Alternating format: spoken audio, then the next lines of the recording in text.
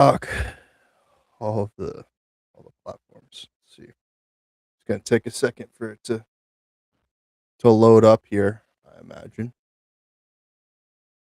Not live yet.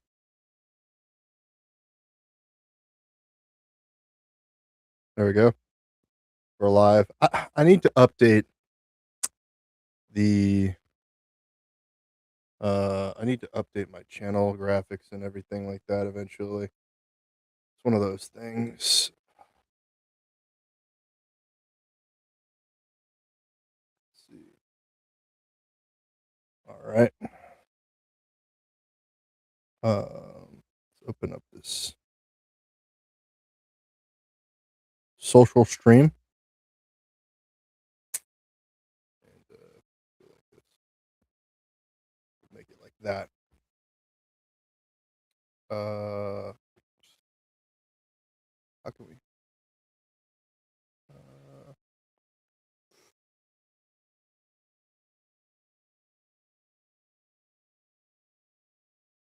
whatever. Yo or ye or whatever. Sick. Okay. So it's been a while since I've done. Oh my gosh, I'm over here. Um, not even given to. Wait, dude, Am I blasting the audio? Let me see. I'm just like all out of sorts here.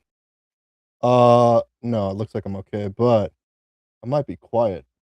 Just interesting. Um,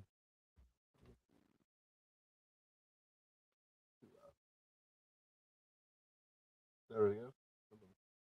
Something of that nature, something in that range. Hopefully, the audio is not too quiet, not too loud. Actually, matter of fact, let's just hear the playback.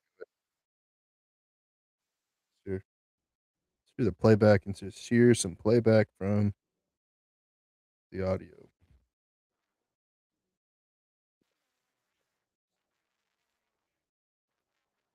Yeah, that's good. That's good enough. Yeah, I haven't done a podcast in a really, really, really long time, and uh, yeah. So January, February, March. It is April. It is the second quarter of 2026, and I'm not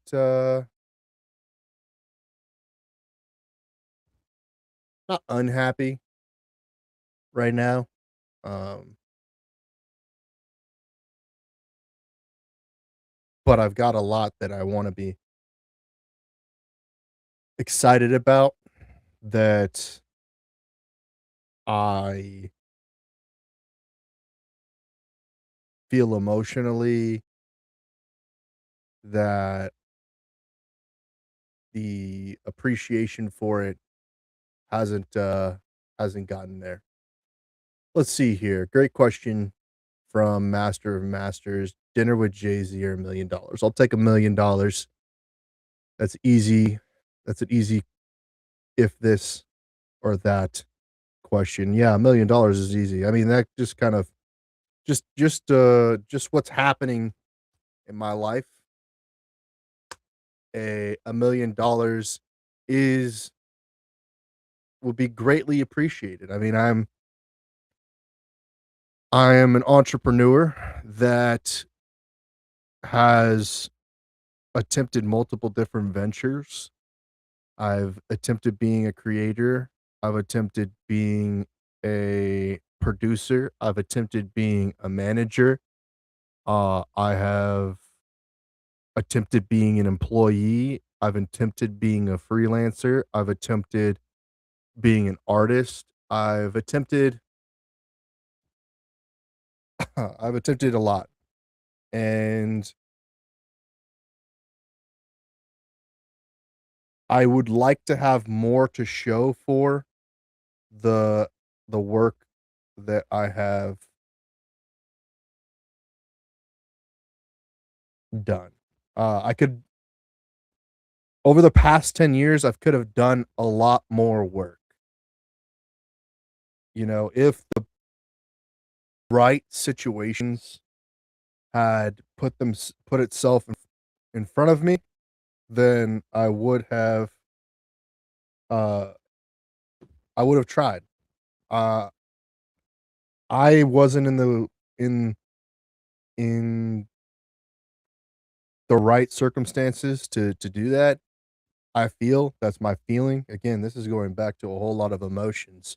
There's not very much logic to what I'm going to be talking about today.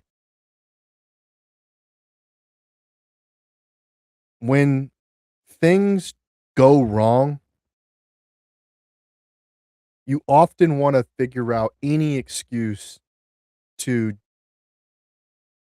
diminish your accountability in the thing that went wrong. And you want to say, "Oh, it was out of your control. Oh, this could have prevented that thing from going wrong." And then and it just sucks. It just sucks when you're trying to do better than you did before. You're trying to improve, you're trying to make incremental improvements on the quality of the output that your actions produce in results. You wanna improve the quality of your results, and, a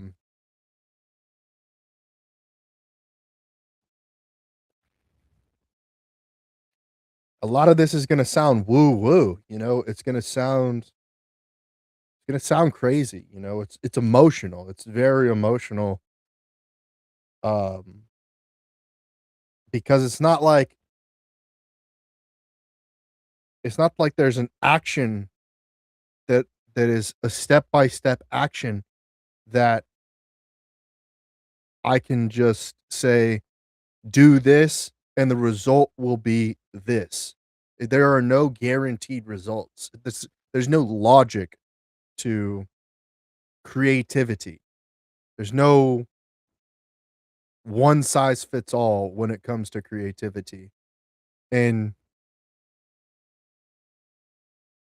and even not even just creativity, but originality, because there's plenty of people who are creative, and their creative is just iterations, derivatives of something that someone else has done.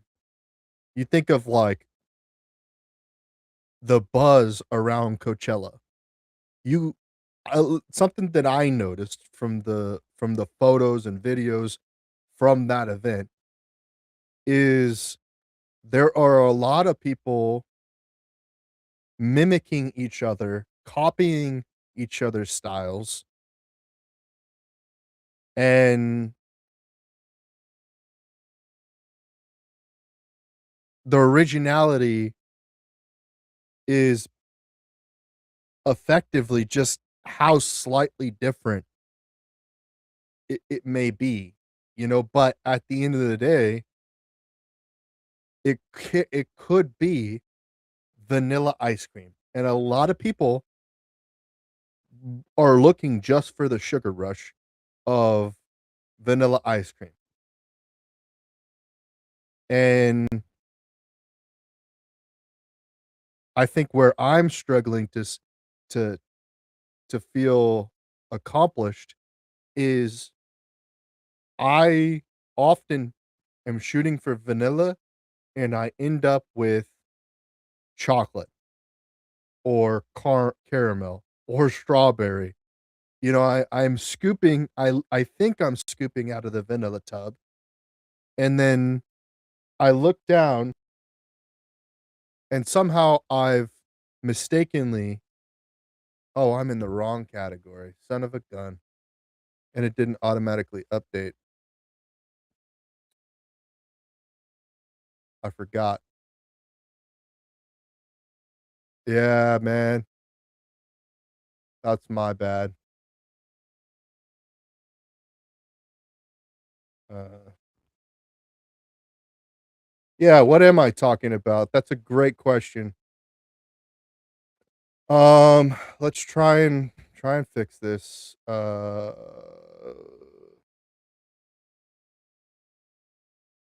we go. I'm talking about life, bro. I'm talking about life. Schmeat. Schmeat. It's a great I mean, that's really what it is. It's an inadequacy. It's a it's insecurity. It's what I'm talking about. I'm talking about what do you do when you feel like you're not enough?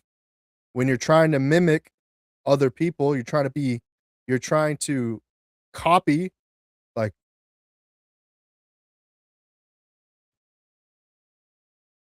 no, you see, I'm lost too. That's the thing. That's like I might be saying things based on my lived experience and where I am today, and maybe I got lost down a journey with drugs, alcohol, maybe women, might be a million things, right? I'm lost too, and I'm just trying to help people along the journey, saying like, "Hey, you're in a journey. You're you're you're living your life, and your life is a a fragmentation of what's going on in society." You know, you see things like Clav, right?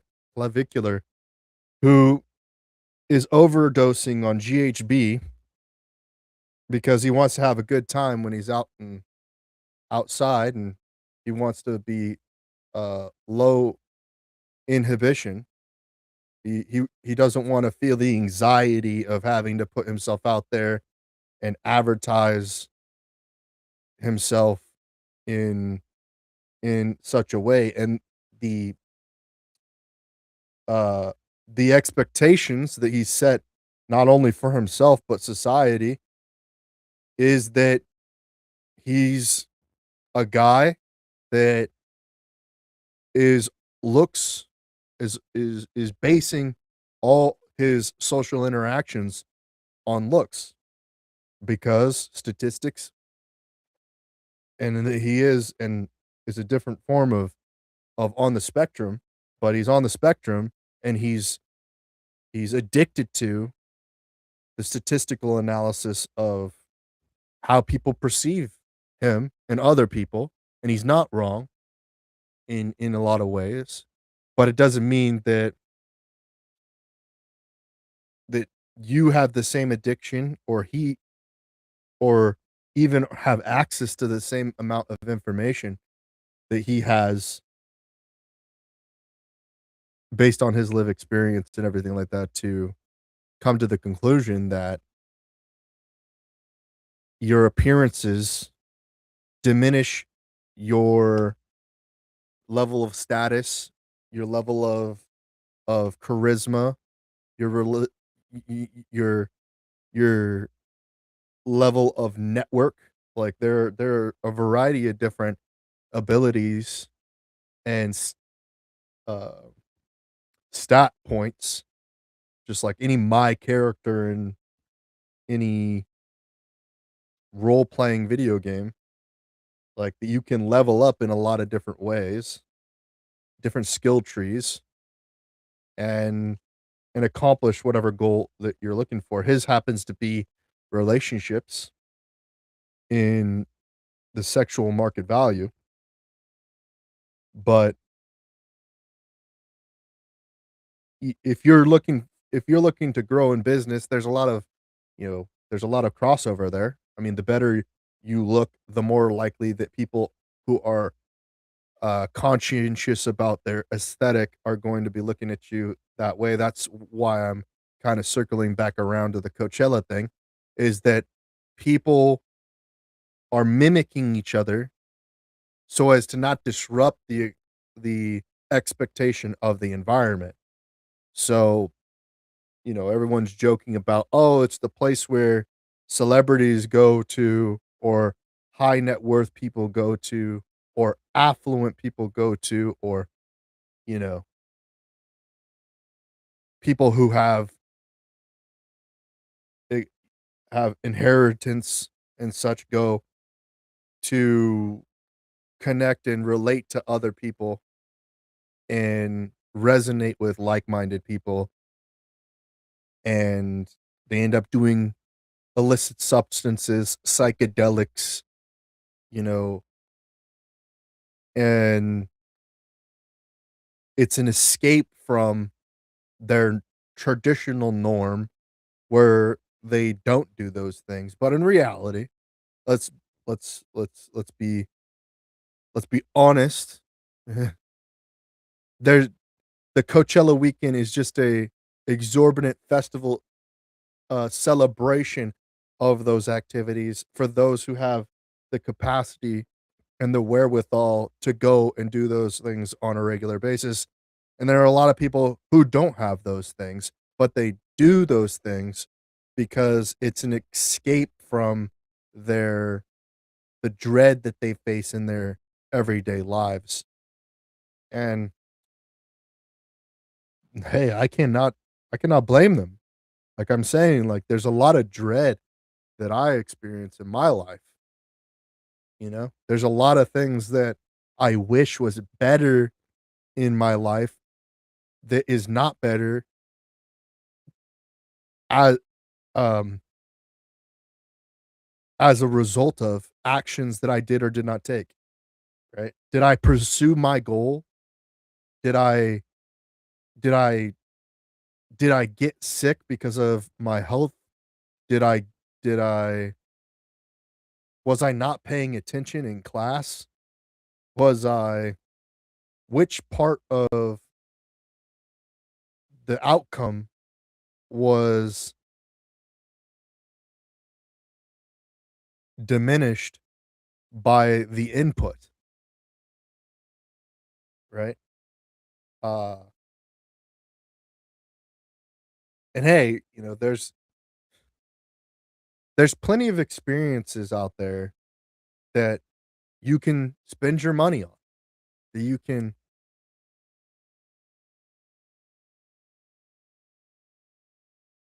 go and find out about. You can find out about nightclubs, you can find out about adult entertainment in the variety of forms that it comes in.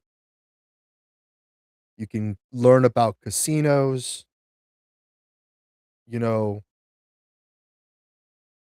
you can in modern media, these are the things that are driving the most traffic.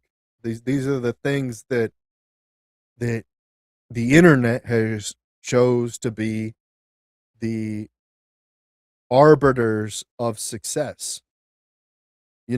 Religion is a growing niche and industry, but it's in a lot of cases it's more cult like because the capital that's generated is then distributed amongst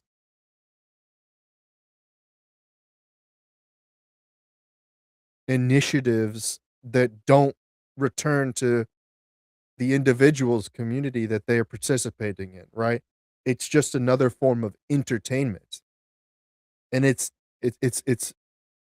unfortunately a byproduct of poor leadership in those religious facilities, whether it be churches, mosques, synagogues, whatever the case may be, Buddhist temples, whatever the case may be. You're putting your hard-earned labor and and rewards into something that your the results or the a return are as negative as if you were to go participate in illicit activities. It's like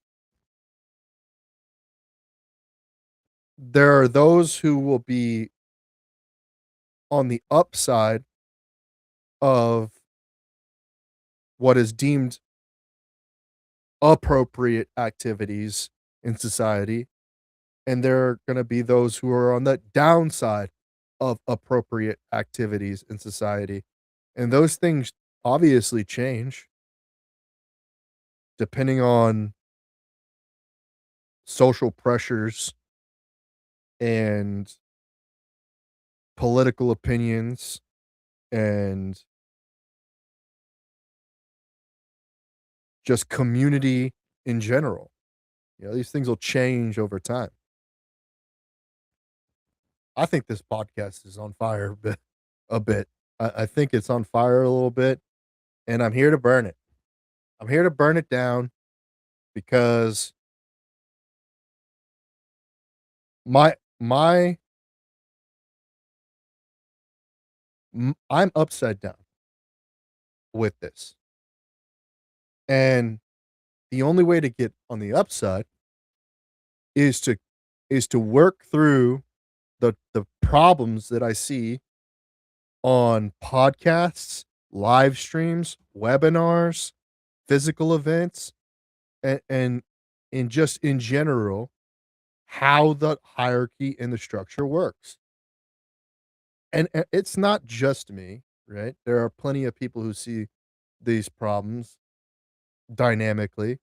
And I was somebody who was accepting the fact that the the I don't wanna say playground, that makes it sound elementary and childish, but, like, the arena,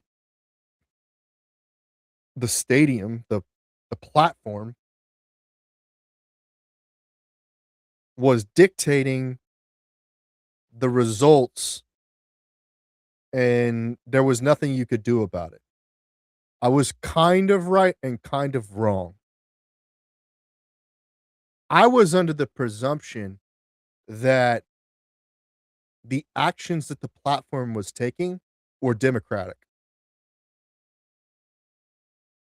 based on the language that they were utilizing. And this is naive to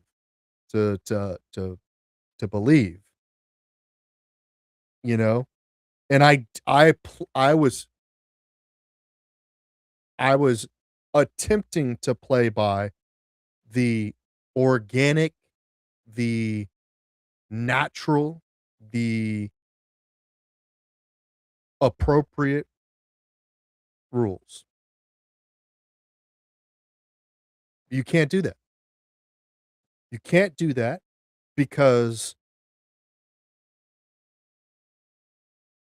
those who determine the rules are not the same people who choose to enforce them. That's just what it is. The people who choose the rules are not the same people who choose to enforce them. As a result, you have people overstepping their bounds when enforcing the rules and people stepping their bounds when initiating the rules. So, as a result, you have a circus. You have, unfortunately, one game in town when it came to live streaming. All the platforms that existed outside of the Twitch ecosystem were weren't competitive options. Mixer died. D Live is now dead. Kick is this competitive ecosystem because they semi copied the playbook of Twitch and look to kind of figure it out. Speaking of which, right now we have somebody offering me the chance to get my stream shared to a Kick community of 1,000 followers and 700 viewers and earn $1,500 per stream. Awesome. That's the best chatter that we get from Kick. Sickness.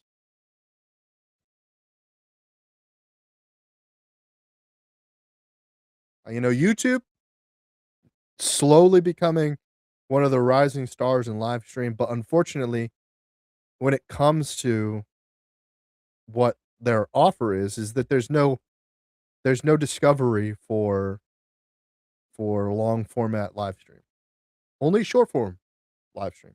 So if you wanna jump into the short form feed and you catch a live stream that's happening in vertical format and portrait style, then yeah, that's as equally as competitive as TikTok. TikTok and what's going on over there. Which once I start talking about this stuff, I start thinking about the money.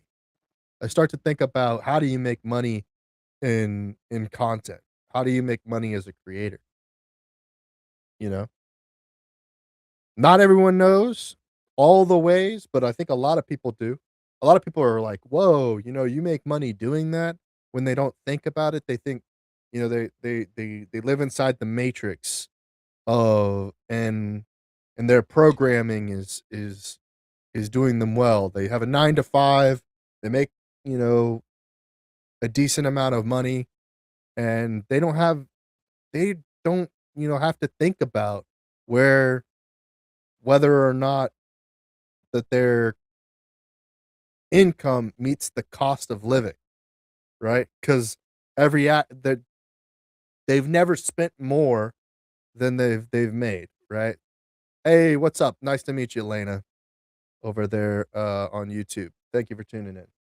But yeah, they never spend more money than what they make in their income in their 9 to 5. And so they're lucky enough to not have to think about, "Oh, what happens if I have to go freelance?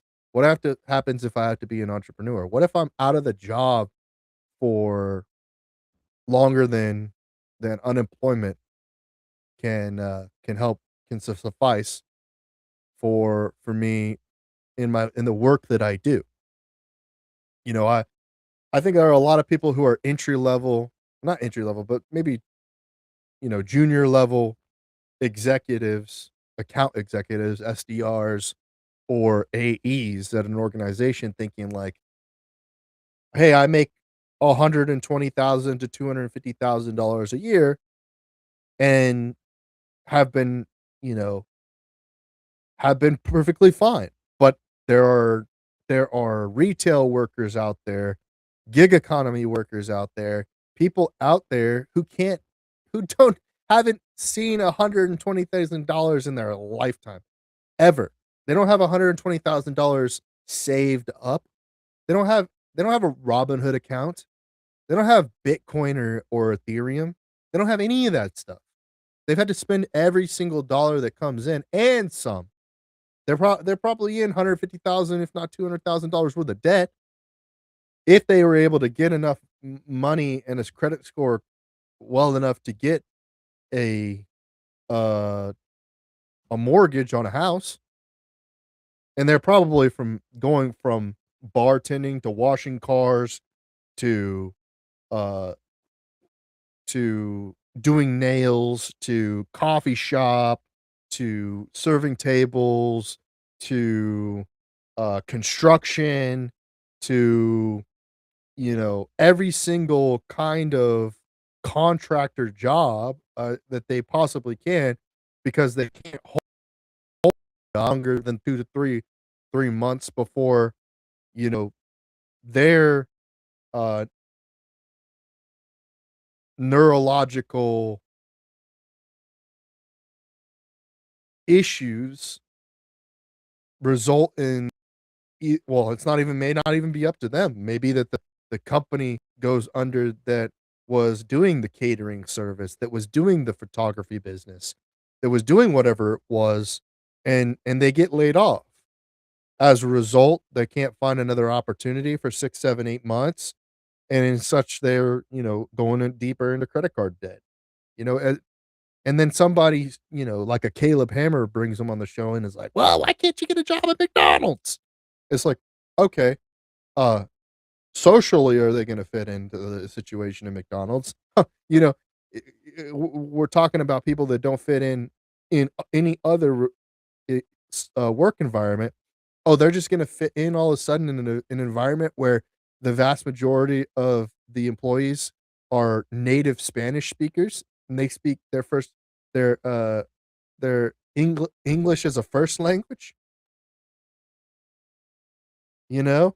It's just like our society, at least I'm coming from a perspective of of the Texas economy, but when I think more broadly, and this is maybe why it can be, um, it could be a little bit anecdotal. It's very anecdotal when I speak on a local basis because I'm not too deeply rooted into any of the actual, you know, the actual economics of Texas.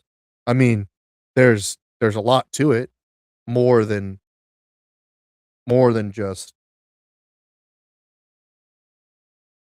my small area. But when it comes to the digital economy, that's everyone. That's everyone on the globe. Everyone who has access to the internet. And that's who you're competing against. You're not competing against Joe Bob or Sally that's your neighbor. I mean, maybe if it's very unlikely that that's how close it is to your competition is that close, or you're that. I mean, money is money. Obviously, the economy is the economy, no matter where you are. You can be up you can have an upside if you choose to, expatriate, from where you where you're currently living into an economy where the resources that you have are more valuable, right? If it's like, for instance, for the United States, that's moving to Southeast Asia, you know, not in some places in Africa, some places in South America, like where your money goes a little bit further. Um, and in many cases, Europe to America, that's the case. But actually, dynamically, the economies just work vastly different. You know, um, the quality of goods is different, uh, especially in the United States. The quality of the goods that you get on the East Coast is not going to be equivalent to the quality you get of goods on the West Coast, so in the South or in the North or in Central America. It's just not Central America, but in the center of the United States. Um, so yeah, I just think, this is any conversation that I have in the past 6 years, 10 years, I guess. I mean, 10 years is maybe stretching it, but 6-ish years has all been about economics. It's all been about finances. It's all been about how do you make ends meet in modern America, you know? And it's interesting because all of the digital companies have been laying people off. And I don't know if they're hiring as well at the same time. There's a good chance that they're hiring at the same time, but they're probably not hiring for the same role. I mean, that'd be wild and egregious and should be definitely illegal. You can't fire you can't yeah, you can't just lay off whole departments of marketing to rehire marketing from another source. Like, that's just I don't know how that could be legal. Like, you're putting people in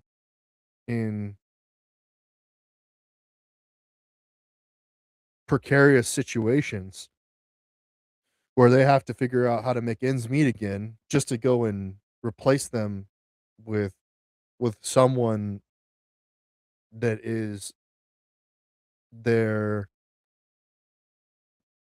counterpart, with another counterpart or someone that's like someone competitive to them. But I mean, such is life, I guess. I that's the only way I can that's the only way I can justify it. It's like such is life, right? Which is where, like, this whole AI aspect of uh, jobs and job applications is really, really interesting. Because if some people can afford, you know, 200, $300 to have an AI applied to jobs for them, and other people can't even, that they're on their last $200 and they got a credit card they're running up like crazy. Like, that's not an there's nothing even slightly, uh, fair to that. Life isn't fair, okay? That's the answer.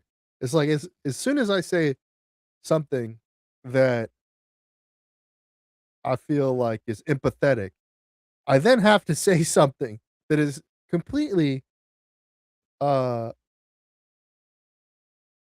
arrogant and, um, bigoted, because it's just the way that that this system is working, you know?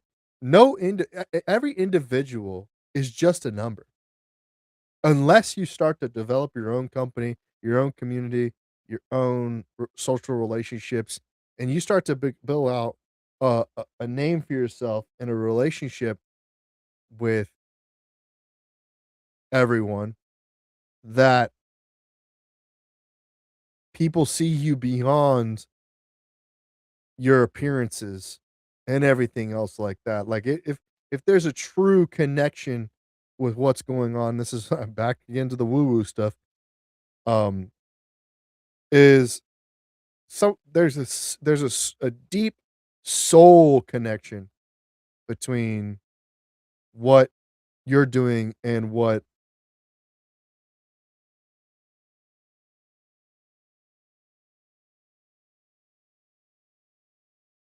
um, your audience, and I'm saying audience from from a creator standpoint because I think it's applicable to anything else as well. Your audience, the people that will listen to you, the people that appreciate your company, the people that see the value in the work that you do. I think that's where the that we can re-engage and reconnect in a way that overcomes the bigoted aspects of corporate the corporate world, and I'm not even saying just America, but the corporate world, because people who are affluent, who are wealthy, who have, capital to invest, that are able to do things with their money, make their money work for them, are able to operate in economies all over the world, you know? And it's not just one place or the other.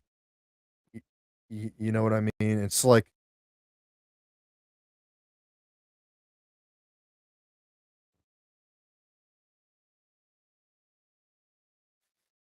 uh, it's just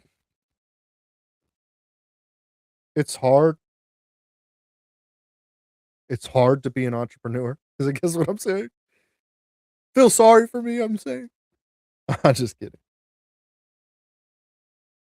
Help me, help me overcome adversity and overcome the obstacles that have been placed in front of me. And everyone has this. I'm not being selfish in any way here. Everyone everyone has their challenges in life. Even if you have even if you were born with a silver spoon in your mouth, you gotta figure out how to survive. You gotta figure out how to not make those not die at Coachella. because you overdosed on Molly or whatever synthetic drug is the latest and greatest thing. Like,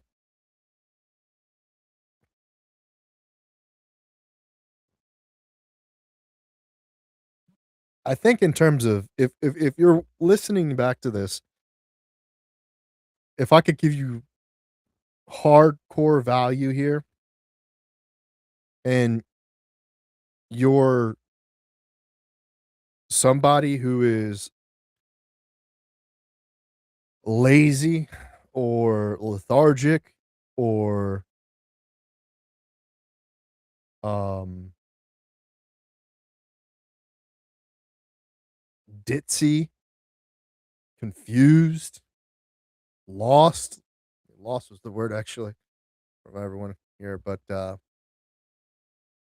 you're lost and you need some sort of idea, the idea right now is to build something agentic. It's learn how to vibe code. This that's what you have to do. I mean, if you can't figure out how to fit in, the answer is vibe coding.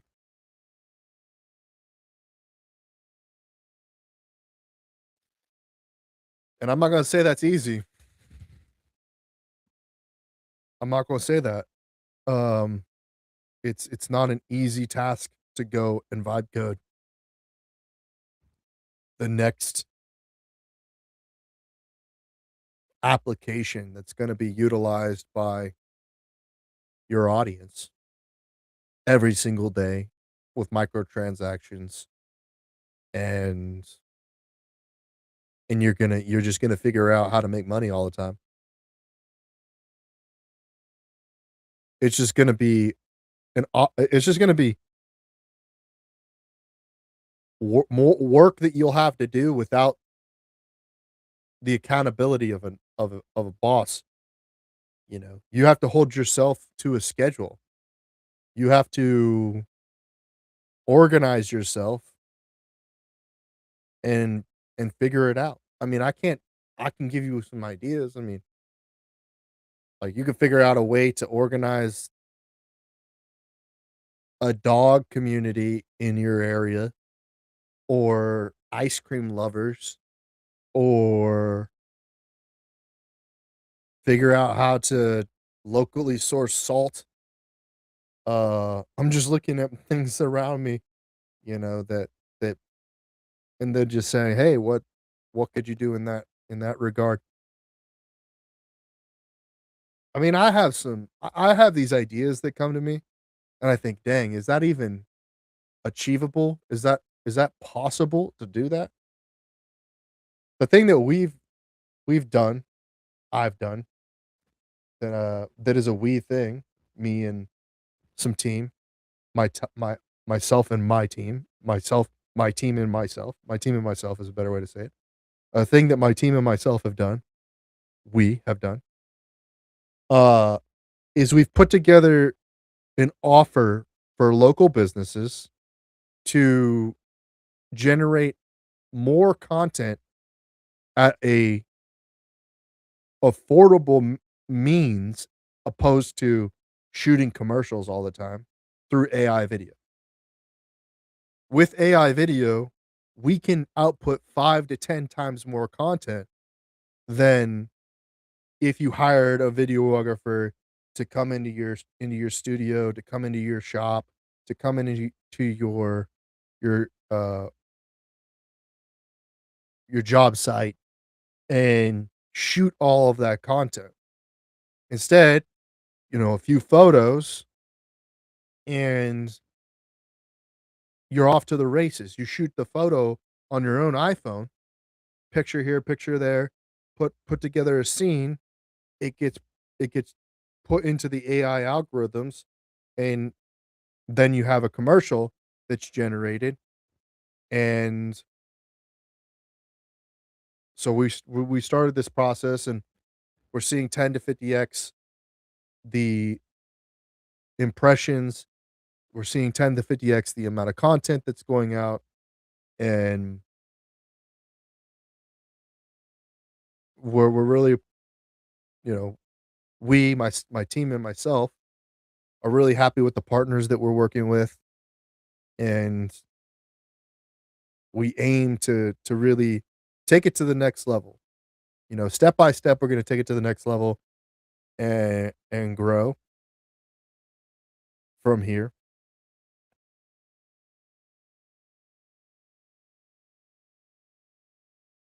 Slowly but surely, slowly but surely. That's what it is. I know that I'm, you know, impatient, and I am anxious, and again, back to emotional, just emotional in general about wanting and having desires to be doing more of the things that I see on YouTube, on TikTok, on Instagram, to be a in improved version of myself, to to be better in all different capacities without having to have the stress of thinking, where do I make my ends meet? How do I make my ends meet? That's just something that I think a lot of entrepreneurs are struggling with. Is like, and especially if they're solopreneurs, right? I mean, I've been a solopreneur for the vast majority of this journey. It's only recently that I've actually figured out how to put together a team. I have associates, people I'm associated to, but giving people the right advice, and I'm not like I said at the very beginning of this, I'm not a, you know, I'm not I'm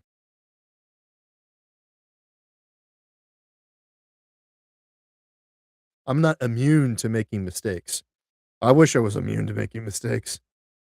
That would be the golden ticket. If you had the ability to just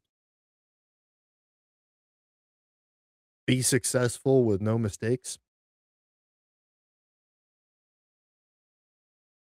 I've there are more things that I wanna experience that people will probably think, "Oh, well, that's not, that's socially unacceptable," or, "Oh, that's not appropriate," or what have you, like exorbitant, overly exorbitant activities, like, you know, mega yachts, supercars, you know, jets, mansions, things that I've kind of had a little bit of a taste of, but not enough to satiate my appetite, you know?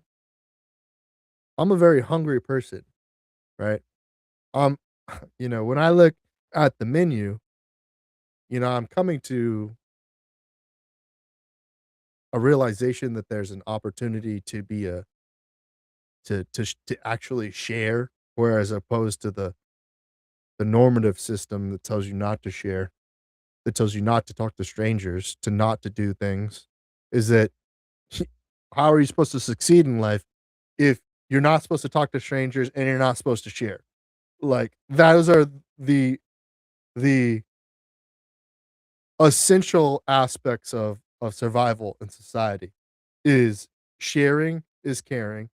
It's like, "Oh, you can't share your oh, you can't do this, you can't do that. Oh, you can't give, oh," it's like, you can't love people, you can't like, oh my gosh, dude. Ho The mixed messaging that the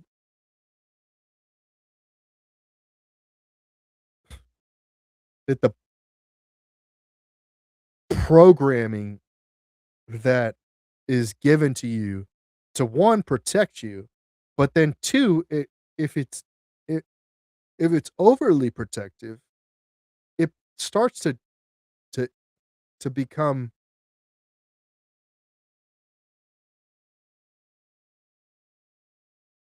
uh, infectious. It starts to eat at the it becomes, inflammatory. It becomes, like, uh, cancerous to the your well-being and goodwill. If you start to adopt these things, if you don't have an ecosystem that is healthily supporting you, right? I'm sure all these things are great if, you're surrounded by, a loving family and a loving community and, all of these different things. But if those things are not there, and it's just like, not to say that if they're not there enough, you know, if they're not there enough, like, you can't tell that to somebody who has lost both of their parents in a house fire, and is grew up being abused through the foster care system and et cetera, that they that, um, stranger danger, that,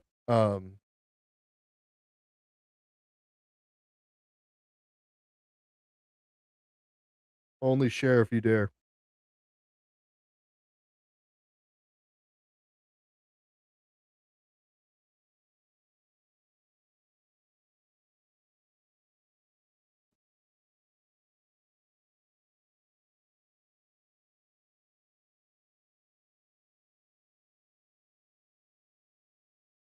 So, I don't know, that's pretty much it.